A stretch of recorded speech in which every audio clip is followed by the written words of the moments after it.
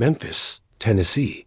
1975 Elvis Presley stood frozen in the doorway of Hume's High School's gymnasium, his heart pounding beneath his sequined jumpsuit. The reunion committee had begged him to attend, but nothing could have prepared him for what he saw across the crowded room. There she was, Mae Thompson, the girl who'd stolen his heart in 1953, the one who'd said no to his invitation to the senior prom. But the woman standing there wasn't the prom queen he remembered. Her clothes were worn, her face etched with lines of hardship, and in her arms she held a child who had his unmistakable blue eyes. Spring 1953 was a time of leather jackets and bobby socks, on drive-in theaters and sock hops.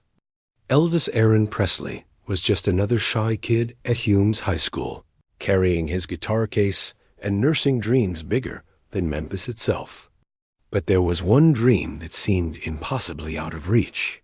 Mae Thompson. Linda was everything Elvis wasn't: popular, confident, from the right side of town. She was head cheerleader, student body treasurer, and had been crowned Miss Hume's High 3 years running. Her blonde hair caught the afternoon sun like spun gold, and when she smiled, the entire hallway seemed to light up. Elvis had been in love with her since sophomore year, watching her from afar, writing songs about her that no one would ever hear. The courage finally came to him 3 weeks before graduation.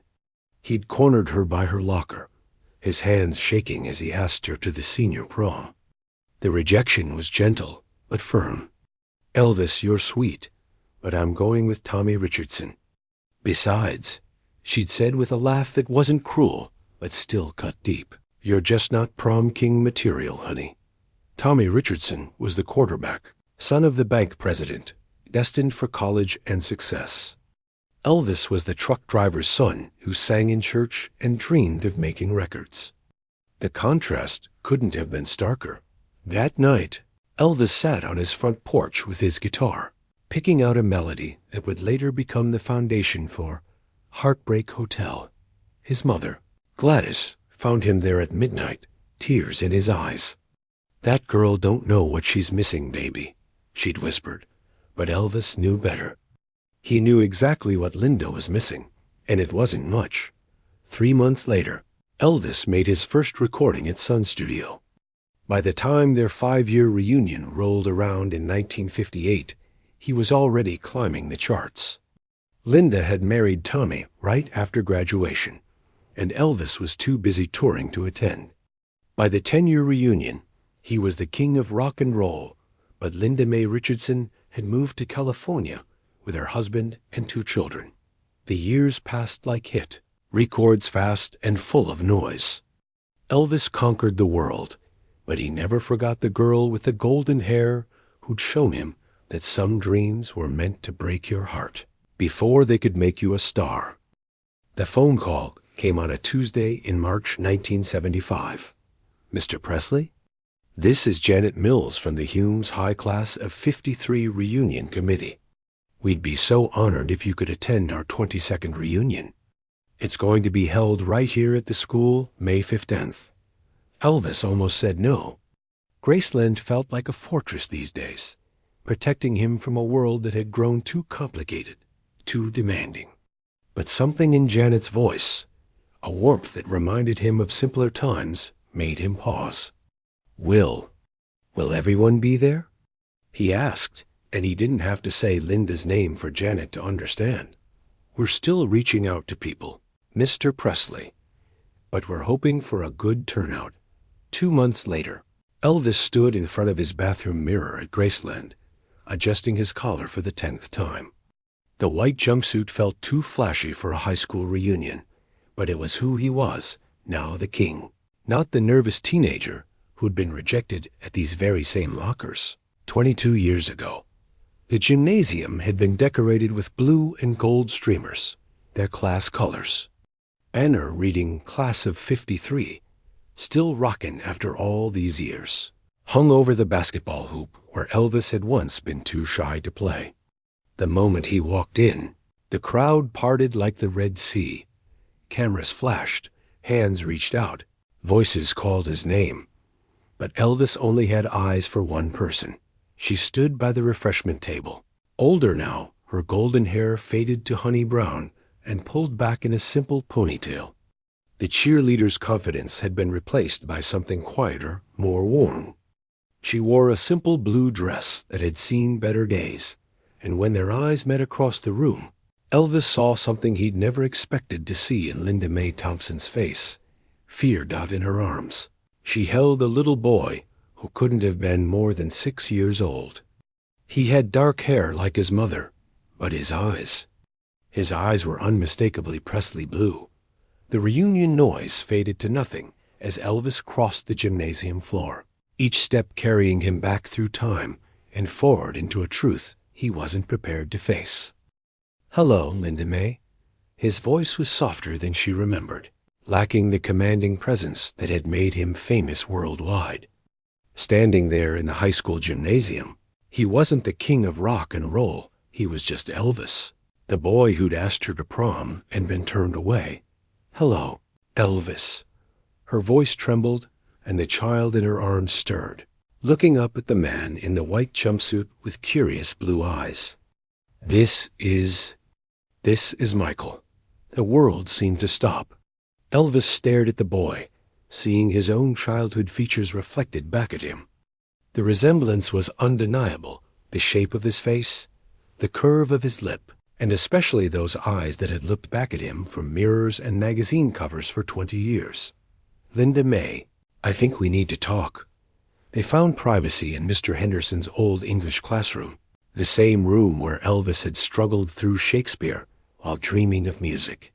Linda sat in a student desk, Michael on her lap, while Elvis leaned against the blackboard where equations and essays had once challenged his restless mind. "It was Tommy's bachelor party," Linda began, her voice barely above a whisper. "May 1968. I was working at the diner on Beale Street. You know, the one near Sun Studio. You came in after midnight, after some recording session. You were so different from the boy I remembered. Confident, successful, but still Elvis."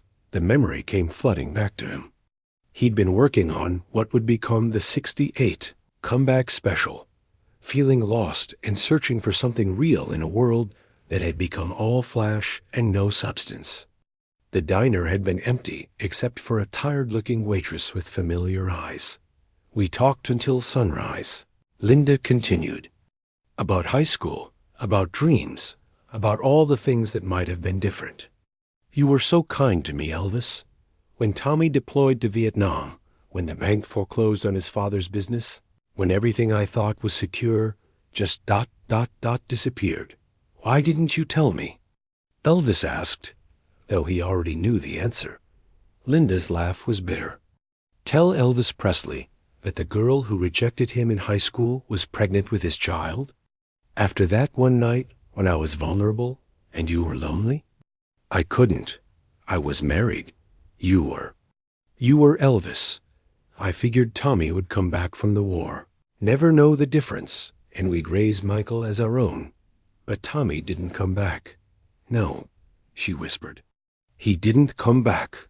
The story Linda told that night broke Elvis's heart in ways that no rejection ever could. Tommy Richardson had died in the jungles of Vietnam when Michael was barely 2 years old, leaving Linda widowed with a child who grew more obviously Elvis's son with each passing year. "I tried to make it work," Linda explained, her fingers running through Michael's dark hair. "Tommy's family helped at first, but when Michael started talking, started singing, 'Elvis,' he hums, 'Love me tender,' the same way you used to hum in the hallways." Mrs. Richardson took one look at him on his 3rd birthday and told me I was no longer welcome in their home. The weight of this revelation settled on Elvis like a physical thing. While he'd been living behind the gates of Graceland, surrounded by yes-men and hangers-on, his son had been growing up poor in Memphis, just miles away from the father who never knew he existed. "I work 2 jobs now," Linda continued. "The diner during the day, cleaning offices at night. Michael stays with Mrs. Patterson next door. She's good to him, But Elvis, he asks about his daddy sometimes. I tell him his daddy was a soldier, a hero, but he's smart. He's starting to ask questions I can't answer. Elvis knelt down in front of the little boy, his heart breaking and mending at the same time. "Hey there, Michael. Do you like music?" The child nodded solemnly, then began to sing in a voice that was pure and sweet and heartbreakingly familiar. "Love me tender, love me sweet, never let me go, ... Tears rolled down Elvis's cheeks. This was his son, his flesh and blood, raised in poverty while Elvis lived in luxury. This was the family he'd never known he'd lost. The love that had been stolen not by rejection, but by circumstances and pride and the cruel mathematics of war. "Linda Mae," he said, his voice thick with emotion, "I want to make this right. I want to take care of you both. I want to be Michael's father, if you'll let me." For the first time that evening, Linda smiled, really smiled, and Elvis saw a glimpse of the golden girl he'd fallen in love with all those years ago. "I was hoping you'd say that." As they walked out of the classroom together, Michael's small hand in Elvis's large one, they passed the trophy case where Linda's cheerleading picture still hung. But Elvis wasn't looking backward anymore. For the first time in years, he was looking toward tomorrow. That reunion changed everything.